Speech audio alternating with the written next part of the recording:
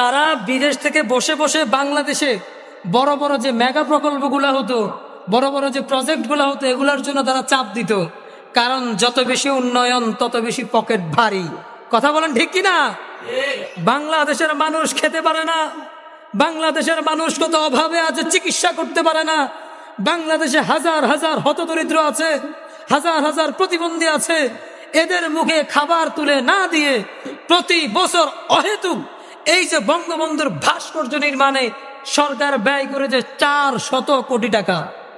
আপনি একজন মুসলমান হওয়ার পরেও যদি এই মূর্তি ভাঙার পরে আপনার কাছে খারাপ লাগে, তাহলে আমি বলবো যদি আপনি বিশ্বনবীর জামানায় থাকতেন, আপনি আবু জাহেলের চরিত্রে থাকতেন।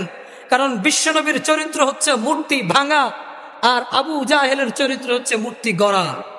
আপনি বুঝতে পারেন বাংলাদেশের মতো একটা দরিদ্র রাষ্ট্রে 400 কোটি টাকা শুধু মূর্তির পিছনে ব্যয় করা হতো।